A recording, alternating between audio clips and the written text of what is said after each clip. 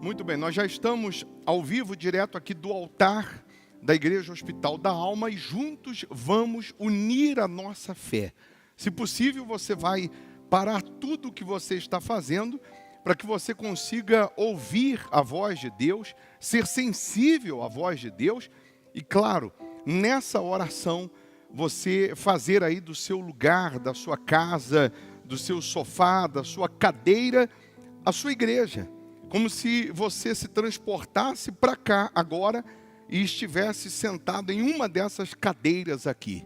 Você vai procurar se desligar, se desconectar de tudo e de todos, para que você possa então ouvir a voz de Deus e ser abençoado, ser abençoada nesta manhã. Então vamos juntos falar com Deus, é momento de oração. Se você pode, feche os seus olhos e já faça da letra dessa canção a sua oração. O meu Deus é o Deus do impossível. O meu Deus é o Deus do impossível. Jesus Cristo.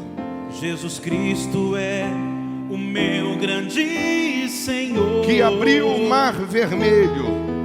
Que abriu o mar vermelho E ao seu povo fez passar. Seu povo fez passar. E da rocha água E da limpa. rocha água limpa Fez brotar. Fez brotar. O meu Deus O meu Deus é o Deus do é impossível, o Deus do impossível, que liberta o encarcerado das prisões. Esse é o que nosso liberta Deus, hein? encarcerado das prisões. Faz da estéril mãe de filhos. Faz da estéril mãe de filhos. Restaura a alma do Restaura ferido. a alma do ferido. E dilata o amor. E dilata o amor nos corações. Que dá vista aos cegos. Esse é o Deus que nós cremos. Que dá vista aos cegos. E aos surdos faz ouvir. E aos surdos faz ouvir. Faz a tempestade se acalmar. Faz a tempestade se acalmar. Andou por sobre o mar. Andou por sobre o mar. E aos mudos fez falar. Paralíticos e coxos fez andar. Paralíticos e coxos fez andar.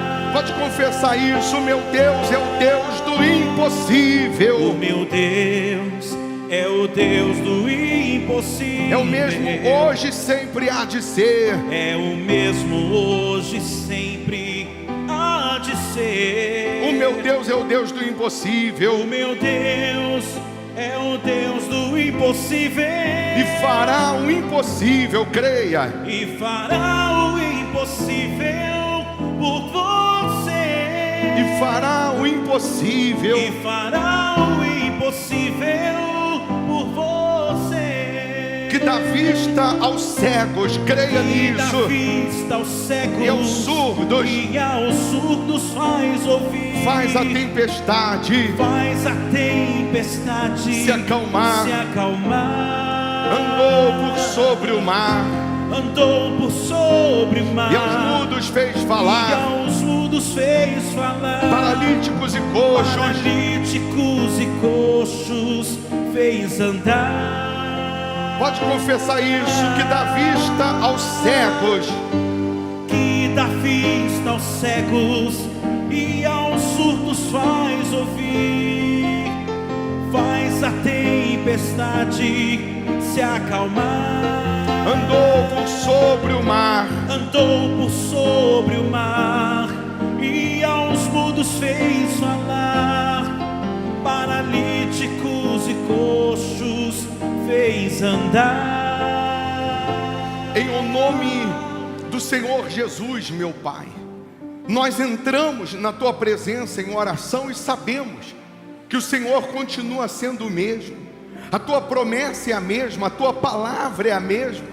O Senhor continua fazendo o surdo ouvir, o mudo falar. O Senhor continua fazendo o paralítico andar. O Senhor continua nos dias atuais operando maravilhas, milagres na vida daqueles que creem.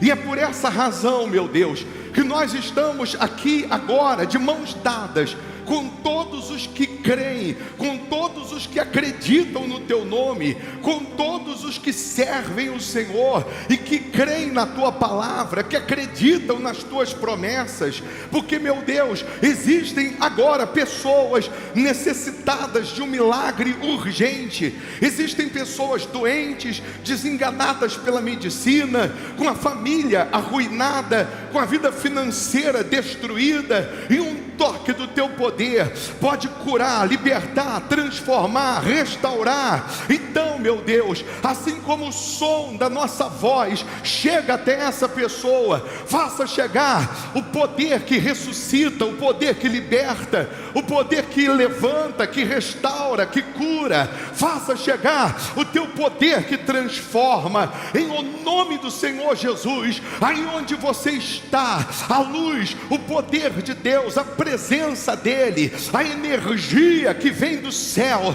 faz uma limpeza na sua vida, desde o alto da cabeça, a planta dos pés, e toda maldição, mazela, dor, aflição, angústia, todo mal, eu ordeno, no nome do Senhor Jesus, sai agora.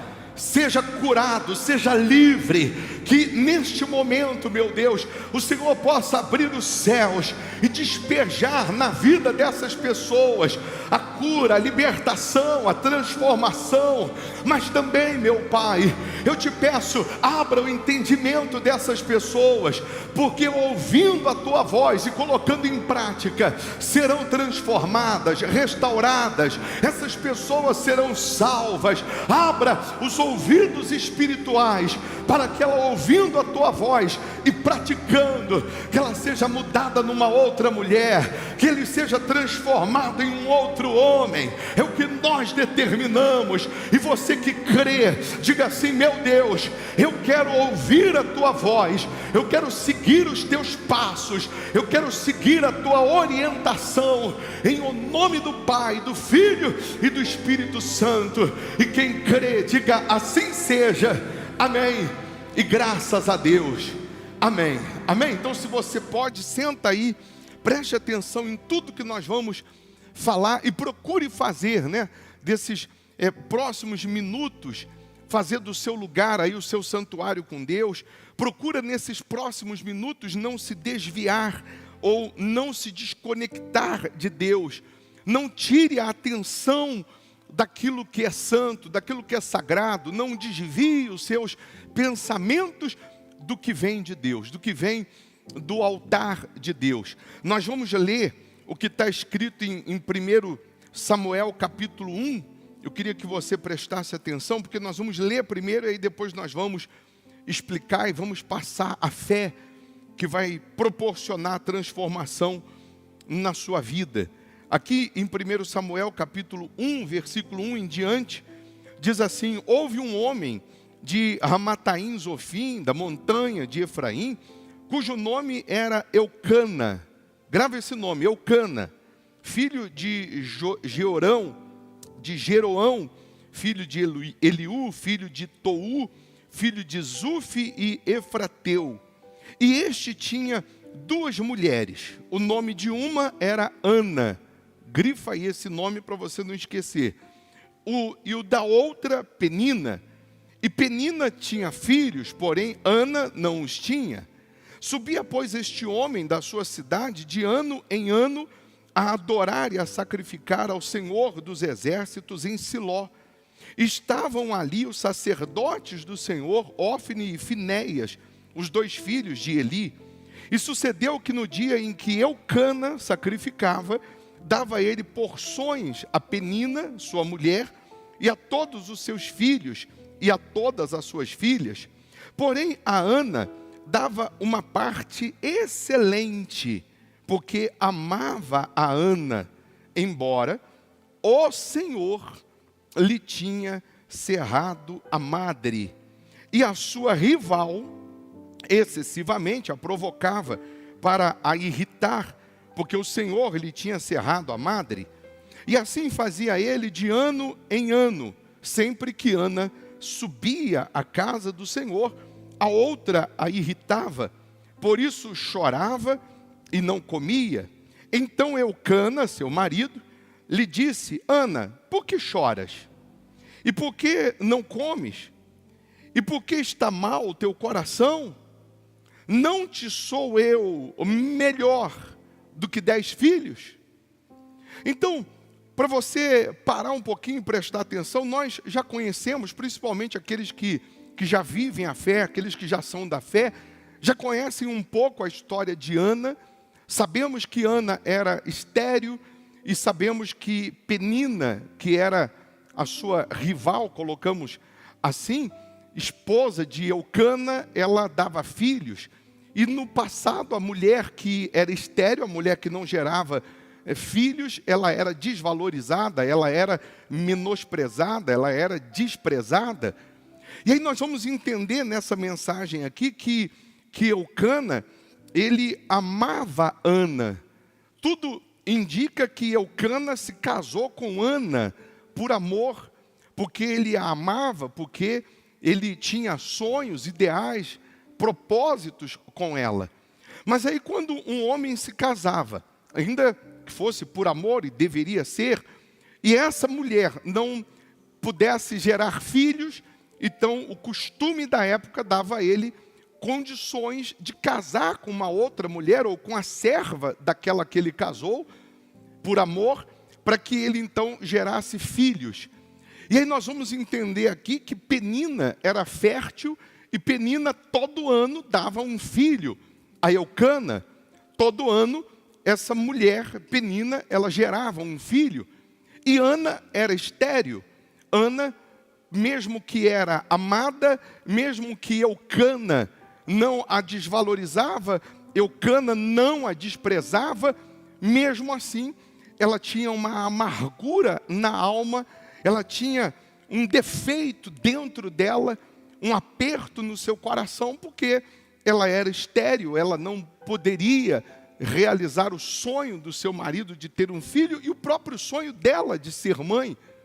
E aí nós vamos entender ou compreender que antes de chegar esse episódio aqui, antes de chegar nessa situação, ou porquê que Ana era estéril, ou porquê que Ana não gerava filhos, e o porquê que Deus permitia que Penina, sua rival, a irritava, a insultava, ou porquê que Penina, ela ficava desprezando, espezinhando Ana. Eu imagino Penina falando com Ana: o que adianta ser bonita, o que adianta ser amada, se o seu útero é seco? Eu imagino Penina dando indireta todos os dias, e dizendo o que adianta ser amada, o que adianta ser a mulher que o marido a escolheu para se casar, se você não pode gerar filhos. E isso vinha meio que machucando, vinha ferindo Ana dia após dia. Mas nós vamos compreender quando ela faz o voto, quando ela chora, quando ela se humilha, e Deus atende o seu clamor, a sua oração. Eu falava sobre essa passagem aqui, voltando um pouquinho no tempo, quando Deus tira o seu povo, o povo de Israel, do Egito. O Egito, ele tipifica, ele representa o mundo.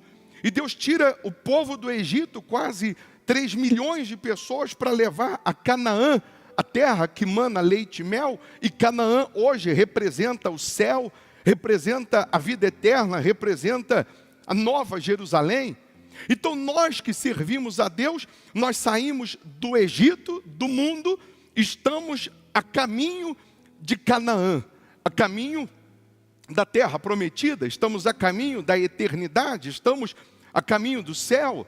Então, se nós saímos do mundo, estamos a caminho do céu, de Canaã, onde nós estamos agora, nesse momento? É claro que estamos no deserto, a exemplo do povo de Israel.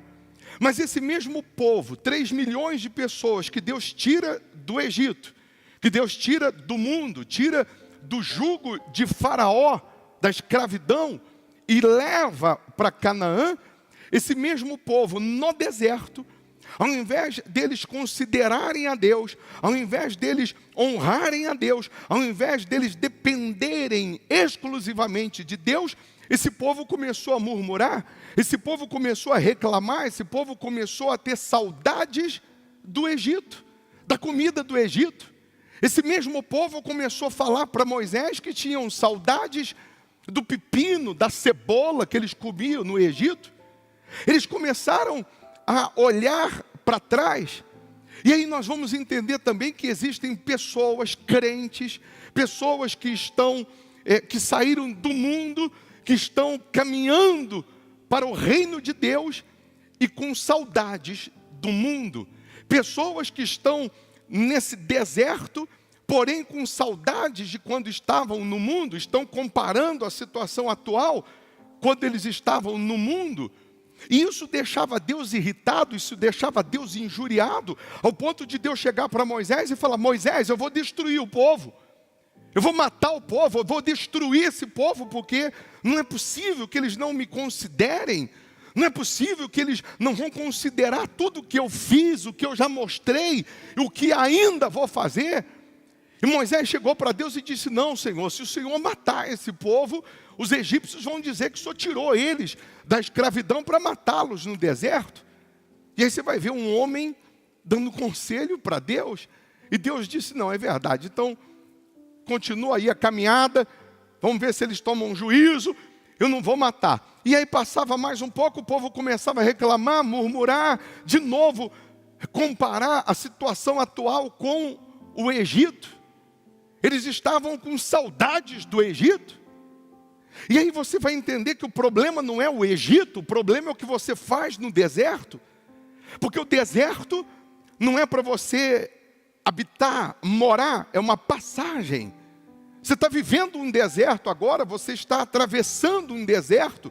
Você não vai morrer nesse deserto, você não vai morar nesse deserto, você vai atravessar o deserto. Mas se você estiver no deserto, pensando no Egito, você jamais vai chegar em Canaã, você jamais vai chegar na terra que mana leite e mel.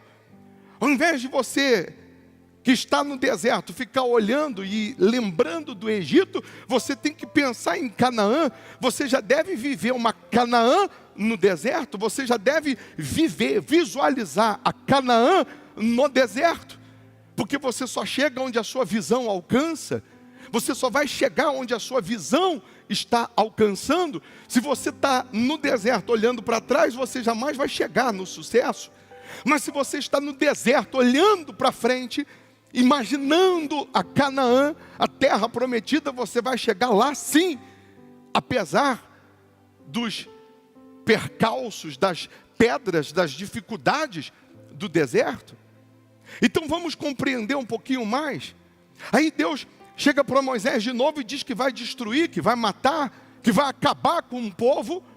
E Moisés, quando ouve isso novamente, a Bíblia vai dizer que ele cai de joelhos, rasga a sua roupa, que era uma forma de se revoltar contra a situação, colocava, ou de se humilhar para Deus, colocou terra na cabeça. E Moisés disse assim para Deus: se for para o Senhor matar esse povo, risca o meu nome do teu livro. Faça isso. Se é para matar esse povo aqui no deserto, risca o meu nome do teu livro. E Deus, imagina ele respirando fundo e falando: tá bom, manda o povo marchar, não vou acabar com eles aqui no deserto não, manda eles tomarem juízo, mas tem uma coisa, Moisés, eu vou punir esse povo. Eu vou punir porque, ao invés deles considerar a minha palavra, eles estão considerando a dúvida, eles estão considerando a incredulidade. Ao invés deles considerarem a fé, eles estão considerando o que não presta.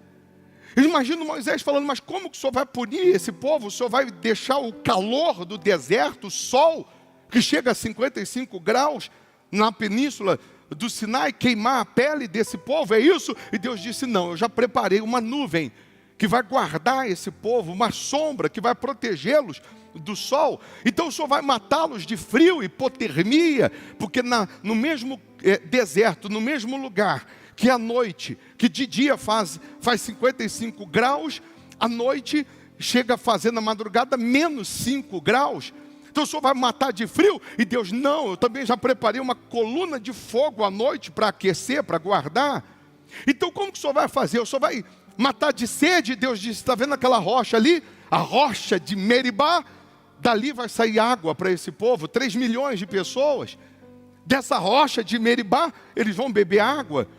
Então como que o senhor vai fazer? Vai matar de vergonha, porque no deserto a roupa vai se desgastar, o sapato vai desgastar, e nós vamos ficar nu. E Deus disse, não, já preparei tudo também, a roupa não vai envelhecer, o sapato não vai se desgastar.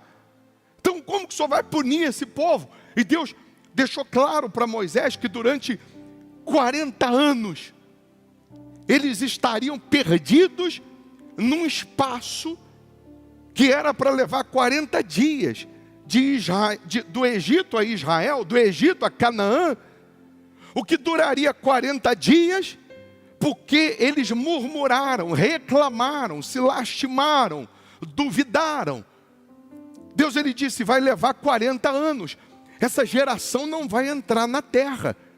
Essa mesma geração não vai entrar na terra, mas só vai matar de fome. Não, já preparei o maná, eu vou fazer o maná cair do céu, já preparei as codornizes, eu vou dar carne, eu vou dar sustento no deserto. Mas tem uma coisa, eles não vão entrar na terra, eles não vão compreender, eles não vão entrar na terra que eu prometi, a não ser a nova geração, a não ser os que nascerem no deserto, esses que vão entrar. E aí nós vamos entender que de 3 milhões de pessoas, só 2 entraram na terra de Canaã, Josué e Calebe. Daquela geração, só Josué e Calebe. Depois os que nasceram no deserto, todos entraram naquela terra. Mas toda geração, os homens de 30 anos para cima, morreram no deserto e não entraram na terra. Eles receberam a promessa, mas não entraram, não completaram a carreira. E aí tá bom, Josué e Calebe entram na terra prometida. A nova geração entra na terra de Canaã. E eu imaginava que os pais, na hora da morte, dissessem aos seus filhos, não cometam o mesmo pecado que nós cometemos, não cometam o mesmo erro que nós cometemos. Quando entrarem na terra de Canaã, sirva só a Deus. Eu imaginava que os pais dissessem isso para os filhos, na hora da morte. Quando entrarem na terra, sirva só a Deus. Não faça o que nós fizemos, que começamos a servir outros deuses, começamos a duvidar do Deus de Moisés. E aí essa nova geração entra na terra de Canaã. A terra é dividida em 11, eram 12 tribos, mas os levitas, a herança era o próprio Deus. E aí dividem a terra em 11, eles se estabelecem na terra de Canaã. E ao invés de servir só a Deus, ao invés de honrar só a Deus, ao invés de andar só com Deus, eles não fazem isso. Eles vão nas suas bagagens, eles vão nas bagagens, nas tralhas dos seus pais e começam a tirar os deuses da época, os deuses da Mesopotâmia. Eles começam a tirar Astarote, Dagon, a pseudo-deusa Sim. Eles começam a tirar das suas bagagens imagens de deuses que destruíram seus pais, que mataram seus pais. Ao invés deles honrarem somente a Deus vivo de Israel, eles dividem a sua fé. E aí você vai entender o porquê que o povo de Deus, mesmo na terra de Canaã, mesmo na terra prometida, de 40 em 40 anos, se levantava um exército, de 40 em 40 anos, vinha guerra, vinha destruição, e tudo porque eles deixavam de servir a Deus, deixavam de sacrificar a Deus, deixavam de ser fiéis a Deus, e os inimigos vinham com força e prevaleciam. Pois bem, aí nós vamos entender que na época de Eucana, que casou-se com Ana, o profeta da época era Eli. A Bíblia vai dizer que nessa época a lâmpada estava se apagando. A Bíblia vai dizer que nessa época já não existia mais profecia. A Bíblia vai dizer que nessa época Deus já não se manifestava mais, Deus já não operava mais, porque aquelas pessoas estavam contaminadas contaminadas pelo pecado, contaminadas pela incredulidade, contaminadas pela infidelidade. E aí nós vamos entender que até as crianças estavam contaminadas, porque Deus poderia levantar alguém, Deus poderia usar alguém, Deus poderia escolher alguém no meio daquela nação e suscitar alguém que fizesse jus, alguém que realmente restabelecesse o culto a Deus, alguém que restabelecesse os sacrifícios, a fidelidade, a honra para Deus. Mas eu imagino Deus olhando e não encontrando ninguém, e Deus não achando ninguém. O profeta Eli, a Bíblia vai dizer que ele já estava cego e gordo por conta da gordura das ovelhas, dos novilhos que eram apresentados como sacrifício. A Bíblia vai dizer que o profeta Eli via as pessoas se corrompendo, via os seus próprios filhos corrompendo e se corrompendo, e ele não estava nem aí, não havia mais temor, não havia mais tremor. A casa de Deus, o culto a Deus já não existia, Deus já não falava como antes. E aí nós vamos entender que Eucana se casa com Ana, e a Bíblia vai falar que Ana era estéril. Ana não gerava filhos, ela era insultada constantemente pela outra esposa de Eucana, a Penina. E aí eu dou graças a Deus por Penina insultar Ana, eu dou graças a Deus por Penina ficar espezinhando, humilhando Ana, porque se não existisse Penina, se Penina não fizesse isso, provavelmente Ana não iria se revoltar contra aquela esterilidade, contra aquela situação, e não iria buscar em Deus a realização do seu sonho.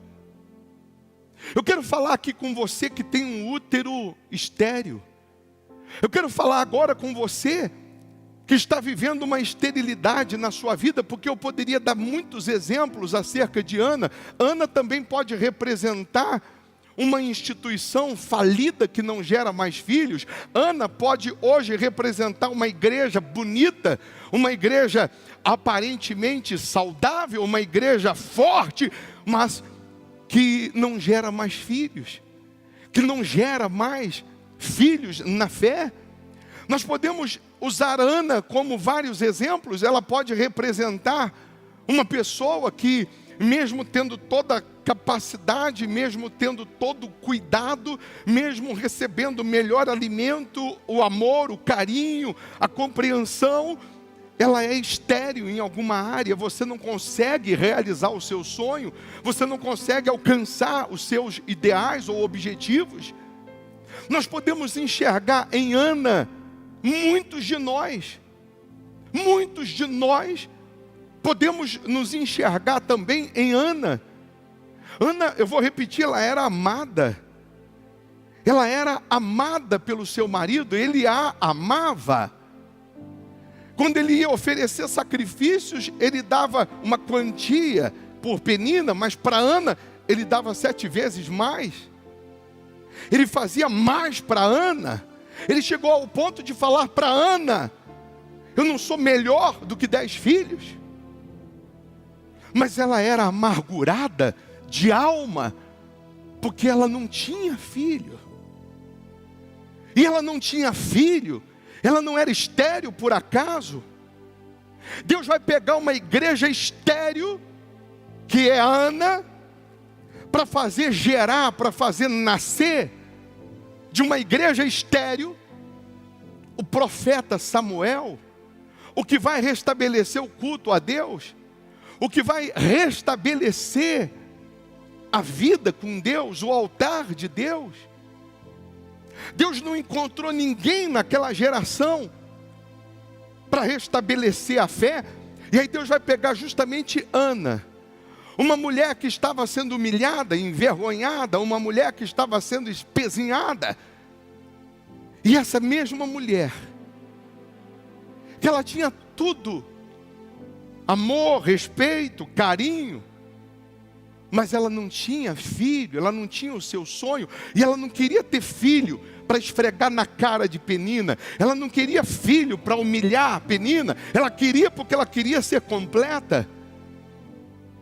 Eu quero que você entenda que eu conheço um Deus, que você está ouvindo agora sobre um Deus que levanta o paralítico. Você está ouvindo agora sobre um Deus que ressuscita mortos. O Deus que você está crendo, que você está buscando, Ele continua sendo o mesmo Deus que faz da estéril alegre mãe de filhos. Você conhece um Deus que Ele ergue do pó o desvalido, do monturo o necessitado, do lixo, e faz ele se assentar ao lado dos príncipes. O Deus que você está buscando, Ele não mudou não, Ele é o mesmo. Ele fez mudar a molécula de um machado que caiu na água e o machado flutuou. O mesmo Deus que falou para Moisés que lá no deserto a água sairia da rocha de Meribá. Parece que a rocha de Meribá criou pernas, porque o povo andava, e quando olhava a rocha de Meribá estava do lado, e o povo andava, e quando olhava a rocha de Meribá estava acompanhando eles, e não faltava água para 3 milhões de pessoas durante 40 anos. Hoje a rocha de Meribá é o Senhor Jesus, que está sempre do nosso lado, quando nós clamamos, quando nós suplicamos. Ele disse: eu sou a fonte da vida.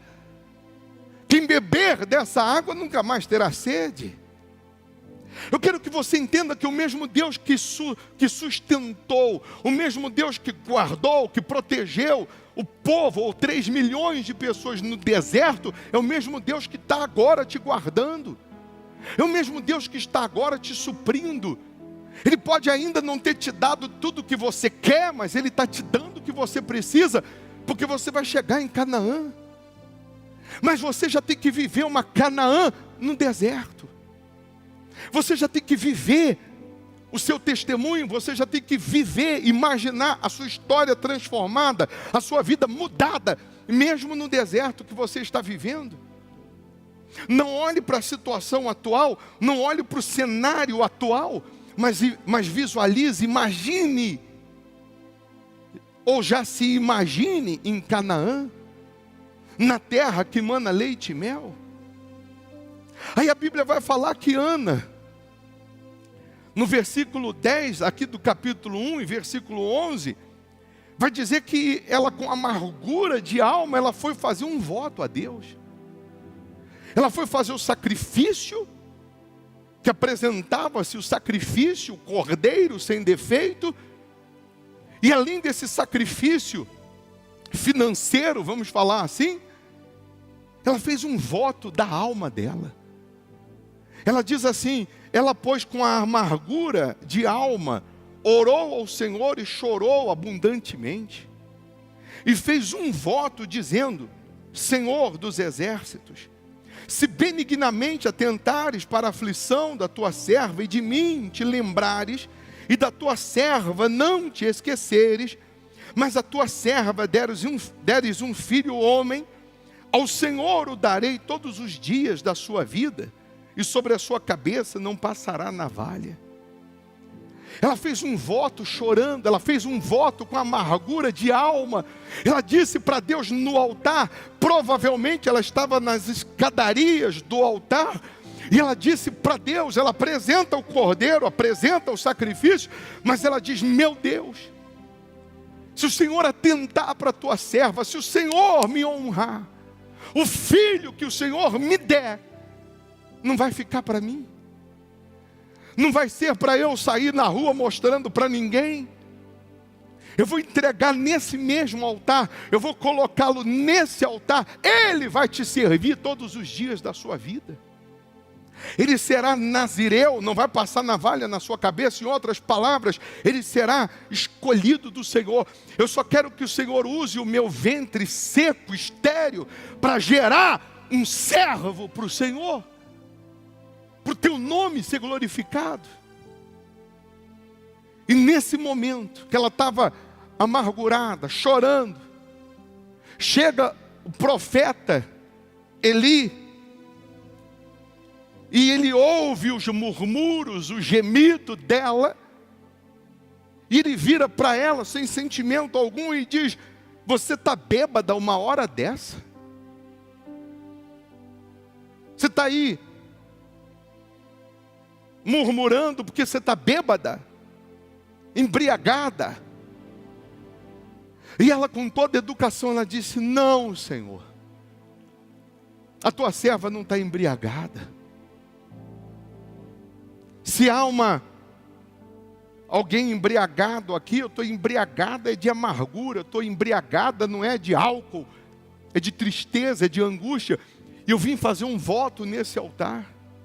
Eu vim fazer um voto com Deus. E naquelas palavras sinceras, o profeta disse a ela: pode ir, e Deus te conceda a tua petição. A Bíblia vai falar que quando ela sai daquele altar, o semblante dela já não é mais triste, já não é de amargura. Ela já sai dali com a certeza, com a convicção que Deus ouviu a sua oração, que Deus recebeu o seu voto, que Deus recebeu o seu sacrifício. E aí nós vamos compreender e vamos entender que Ana, depois de 1 ano, ela vem trazer Samuel. Ela entrega Samuel naquele altar, como ela falou com Deus. Ela ainda diz assim: por este menino eu orava há 1 ano atrás. Por este menino eu chorava há 1 ano atrás. Por esse menino eu gemia há um tempinho atrás. Mas aqui está o sonho realizado. Deus está querendo dizer para você que você pode sim sonhar. Deus está querendo que você entenda que justamente na área da sua vida que você é estéril, que você não tem testemunho, você dará testemunho. Deus está dizendo que justamente na área da sua vida que tem esterilidade, você terá motivo de riso, motivo de alegria, se você permanecer no altar. Se você, na hora que você está enfrentando os desafios do deserto, os insultos de alguém, se nos momentos em que alguém está te insultando, perguntando: cadê o teu Deus? O que adianta você ir na igreja? Cadê a tua fé?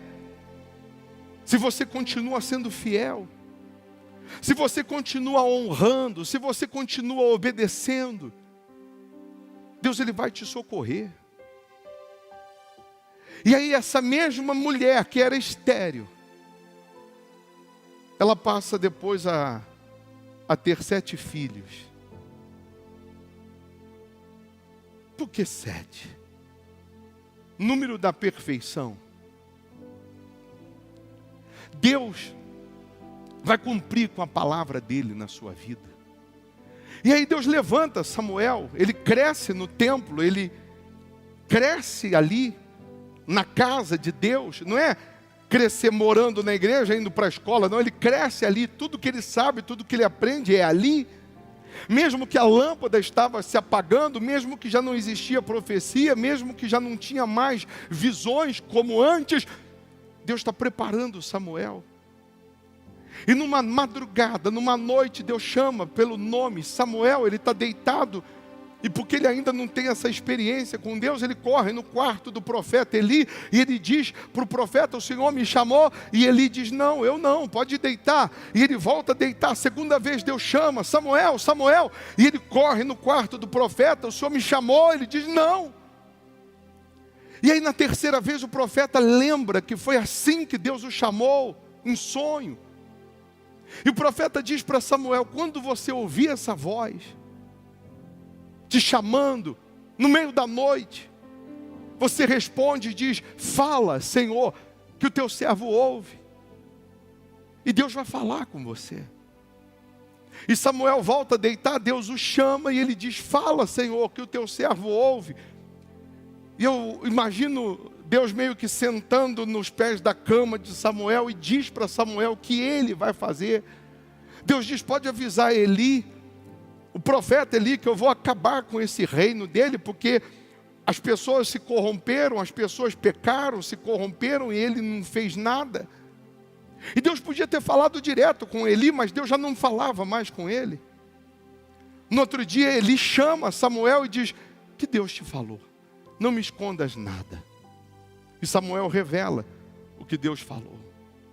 Para resumir, você sabe que o profeta Eli caiu da cadeira quando a arca foi roubada, quebrou o pescoço e morreu. Os 2 filhos dele que tinham se corrompido foram mortos na batalha. Deus levanta Samuel como o último juiz de Israel. Assim como foi Gideão, Sansão, Deus levanta Samuel, filho de uma estéril, o filho de um ventre estéril, que Deus fez nascer, para restabelecer o culto a Deus. Deus nesse momento está abrindo muitos úteros. Nesse momento Deus está tocando em muitas anas. Nesse momento Deus está tocando em muitos úteros que não davam filhos, que não geravam milagres. E você vai ser um gerador de milagres. Pasme você será um útero que vai produzir milagres. Você amanhã será a coluna nessa obra. Deus está pegando hoje uma pessoa estéril, que ninguém dá nada por ela. E Deus está fazendo nascer, gerar em você milagres, que através do seu dízimo, da sua oferta, você vai dar condições dessa obra crescer. Deus agora, nesse momento, está pegando pessoas que eram estéreis, que ninguém dava nada, e Deus está fazendo acontecer agora milagres tal, que quem olhar para você, vai ver o próprio Deus. Eu conheço um Deus que faz o mudo falar, faz o surdo ouvir. Eu conheço um Deus que faz maravilhas. Então você, Ana, se está vivendo amargura, e nesse momento Deus te toca, para você fazer um voto, faça. Se nesse momento, na amargura que você está vivendo, se você sente uma voz te chamar, se você sente Deus te buscar, falar, vem para o altar, diz para Ele, eis-me aqui, Senhor. Se Deus está te chamando, como chamou Samuel, para você ser dizimista, Deus está te tocando para você ser dizimista aqui no Hospital da Alma. Essa vontade que você está sentindo de ser coluna aqui, nessa igreja, nessa obra, é Deus te chamando. É só você falar para Ele, fala, Senhor, que o teu servo ouve. Ele não está falando de placa de igreja, Ele não está falando de religião, está falando de você ouvir a voz dEle, para Ele fazer de você um Samuel nos dias atuais, para você fazer um voto, pegar o que você tem, que não resolve o seu problema, ou não dá o que você quer, e você coloca no altar com a sua vida, coloca no altar com a sua fé, e faça um voto, fala, meu Deus, a vitória, a honra, o milagre que o Senhor vai fazer é para a tua glória, para o teu nome ser exaltado, não é para o meu não. E nesse momento Deus tira a amargura, a tristeza, a angústia. Nesse momento Deus, Ele está fazendo nascer uma geração de vitoriosos. Deus está fazendo nascer agora uma geração que vai servir só a Ele, que vai honrar só a Ele e mais ninguém. Deus está te tocando para fazer de você um novo homem, uma nova mulher. Seja fiel. Você pode, quando terminar aqui essa oração que nós vamos fazer, pegar as contas da igreja, Hospital da Alma, e transferir seu dízimo, ou a oferta que Deus te toca para você fazer esse voto. Mandar o comprovante no WhatsApp para a gente apresentar a Deus. Você pode nessa oração dobrar os seus joelhos aí onde você está e se entregar do fundo da alma, você falar para Deus: meu Deus, eis aqui o teu servo, a tua serva, lembra de mim, não se esqueça de mim. A Bíblia vai falar do cântico de Ana, e nós temos uma canção que resume isso. Nessa canção ela vai dizer: ah, o meu Senhor lembrou de mim, das minhas entranhas Ele fez nascer. Deus está se lembrando de você, Ele não se esqueceu não. Em época de pandemia, em época de decretos, em época de portas fechadas, de desertos, a rocha de Meribá está aí do lado, que é Jesus, para te dar água. Nesse deserto, o maná está chegando, o pão está chegando. Nesse deserto, a roupa não está se desgastando. Deus está te guardando. Viva Canaã no deserto. Não esteja no deserto com saudades do Egito, não. Já viva Canaã nesse deserto. Se você pode, feche os seus olhos, coloque as mãos no seu coração. Do fundo da sua alma, você vai fazer como Ana agora. Se você puder, você vai dobrar os seus joelhos. Você vai aos pés de Jesus. E aí de joelhos agora, porque você pode até dobrar os joelhos agora com amargura de alma. Você pode até dobrar os seus joelhos agora com tristezas, angústias. Mas quando você terminar de fazer o seu voto, de falar com Deus, o seu semblante já vai ser diferente. É só você do fundo da sua alma, você falar: meu Deus, perdoa os meus pecados. Meu Deus, eu abandono os meus pecados, eu abandono o meu passado, eu abandono os meus achismos. E aqui de joelhos eu faço um voto de te servir. Eu faço um voto de te honrar. Eu faço um voto de te agradar. Aqui de joelhos eu decido fazer a tua vontade. É para ser dizimista, eu vou ser dizimista. É para fazer a oferta, eu faço. É para abandonar o pecado, eu abandono. É para me batizar nas águas, eu me batizo. É para viver conforme o Senhor quer, eu vou viver. Então nesse momento que você é sincera, sincero, que você se entrega, se derrama no altar de Deus, Ele coloca a mão no útero estéril e Ele transforma num útero fértil. Nesse momento Deus, Ele toca na área que você era amargurada, amargurado, e Ele transforma em alegria. Ele faz da estéril mãe de filhos. Ele restaura a alma do aflito. Ele faz novas todas as coisas. Esse é o nosso Deus. Ele está aí com você, minha amiga, meu amigo. Você não está sozinha, sozinho não. Ele é a rocha de Meribá, que sai uma fonte a jorrar. O Senhor Jesus é essa fonte. Ele está aí na tua frente. E você pode se saciar, você pode beber dessa água. Você pode beber do Espírito de Deus, da presença de Deus, do poder dEle agora. Lava-nos, meu Pai.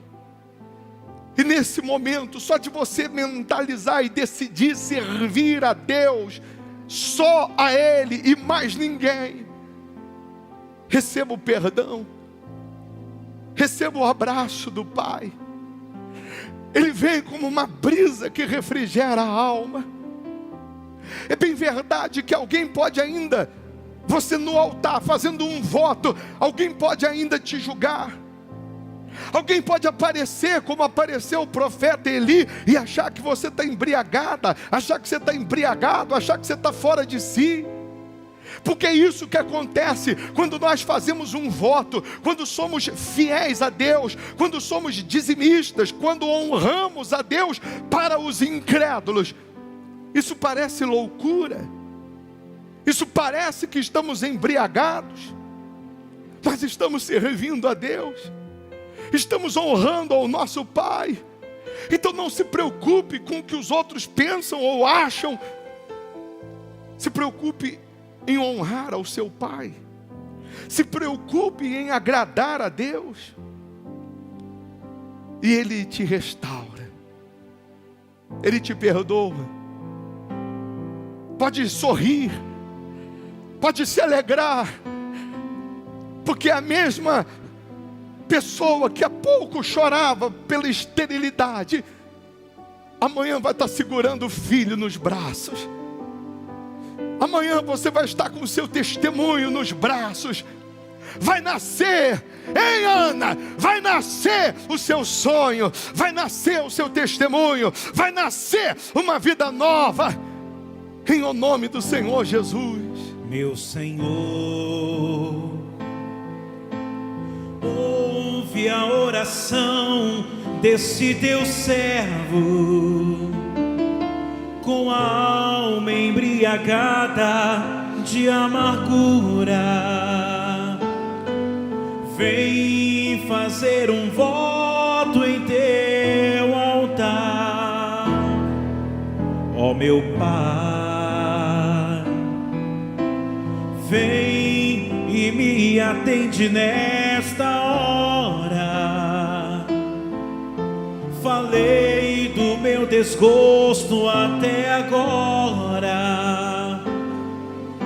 Estou atribulado em meu espírito. Ah, o meu Senhor lembrou de mim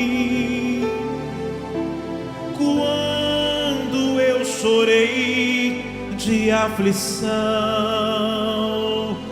e Ele, para consolo de minha alma, respondeu minha oração. Ah, o meu Senhor lembrou de mim. Das minhas entranhas vai nascer a bênção que Ele preparou para mim, para alegrar o meu viver. Ah, o meu Senhor lembrou de mim Quando eu chorei de aflição, quando eu chorei de aflição, e Ele para consolo de minha alma, e Ele para consolo de minha alma respondeu minha oração. Ah, o meu Senhor lembrou de mim. Ah, o meu Senhor lembrou de mim. Das minhas entranhas vai nascer Das minhas entranhas vai nascer a bênção que Ele preparou para mim, a bênção que Ele preparou para mim, para alegrar o meu para viver. alegrar o meu viver. Com seus olhos fechados, imagine-se na presença de Deus, só você e Ele. A presença dEle vem como uma brisa que refrigera a nossa alma. Ele disse em Jeremias 33, versículo 3: clama a mim, e eu te responderei. Anunciar-te-ei coisas grandes e ocultas que não sabes. Ele não disse reclama a mim, Ele disse clama a mim. Ele está aí contigo. Em Mateus 6, a Bíblia vai dizer que nós temos que entrar no quarto, fechar a porta e falar com Deus em secreto. Aquilo que nós falarmos com Ele em secreto, Ele vai nos recompensar publicamente. Aquilo que você pedir em secreto, Ele vai te responder publicamente. o seu testemunho, a sua vida refletindo a imagem de Deus, a sua vida refletindo o próprio Deus. Ele vai te honrar publicamente. Receba a paz. Receba o abraço de Deus. Ele enxuga as suas lágrimas. Ele é o médico da alma. Ele é o médico dos médicos. Ele é o cirurgião dos cirurgiões. Ele tira a amargura, a tristeza, a ansiedade. Ele te abraça.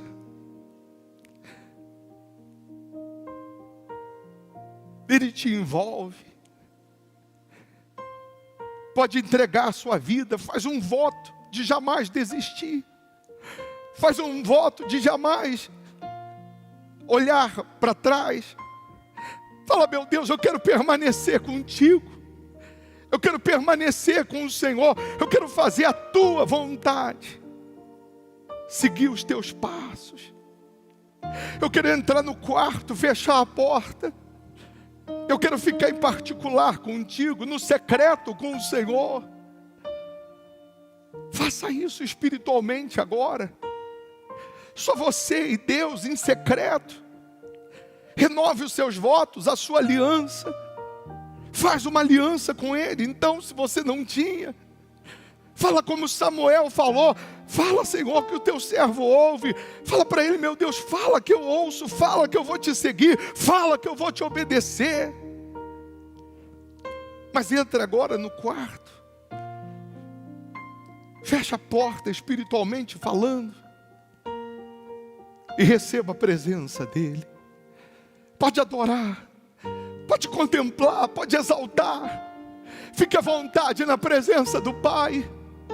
Fique à vontade na presença de Deus. Ele não se esqueceu de você. Ele não lhe abandonou. Ele não desistiu de você. Ele está falando para você: continue sonhando que o seu sonho vai se realizar. Continue crendo. Aleluia, meu Pai. Entre no quarto e feche a porta. Chegou a hora de falar com Deus. Dobre os joelhos e sinta a presença que toma todo esse lugar. Sinta a glória de Deus. Sinta a glória do Pai. Não se detenha se as lágrimas rolarem e as batidas do seu coração acelerarem. É Ele mexendo no secreto da gente, o lugar que ninguém conhece mais. Ele viu e sabe curar. Ele viu e sabe o remédio para curar toda ferida. Jesus, tua presença é o que eu mais quero. Jesus, tua presença é o meu remédio. Jesus, eu não quero ouro nem prata, só quero que cuide de mim. Eita, que presença é essa? Presença que mexe, confronta com tudo aqui dentro da gente, que causa um arrepio na alma e a gente sente. Jesus, que eu perca dinheiro e perca amigos, só não quero perder tua presença, tua presença, tua presença, tua presença, tua presença. Ele está aí na sua frente. Eu vou terminar a reunião, deixar você com essa canção. E você que deseja fazer o seu voto agora, uma oferta agora, pegar aí o seu dízimo, os seus votos, o que Deus te toca. Eu vou deixar as contas da igreja Hospital da Alma. Você pode fazer aí um print ou pegar depois no meu Instagram, nos destaques. E você pode agora apresentar a Deus a sua fidelidade, o seu voto. E aí você vai mandar no nosso WhatsApp o comprovante para apresentarmos a Deus. Mas hoje, Deus preparou essa reunião para fazer da mulher estéril a alegre mãe de filhos. As áreas da sua vida que você não tinha testemunhos, você dará testemunho. Que Deus abençoe sua vida, sua família. Que Deus faça em você e através de você novas todas as coisas. Se tu a própria bênção, no nome do Senhor Jesus. Que Deus abençoe o seu dia. Entre no quarto e feche a porta. Deus abençoe a todos. Entre no quarto e feche a porta. Chegou a hora de falar com Deus. Dobre os joelhos e sinta a presença que toma todo esse lugar. Sinta a glória de Deus. Sinta a glória do Pai. Não se detenha se as lágrimas rolarem e as batidas do seu coração acelerarem. É Ele mexendo no secreto da gente, o lugar que ninguém conhece, mas Ele viu e sabe curar. Ele viu e sabe o remédio para curar toda ferida. Jesus, tua presença é o que eu mais quero. Jesus, tua presença é o meu remédio. Jesus, eu não quero ouro nem prata, só quero que cuides de mim. Eita, que presença é essa? Presença que mexe, confronta com tudo aqui dentro da gente, que causa um arrepio na alma e a gente sente. Jesus, que eu perca dinheiro e perca amigos, só não quero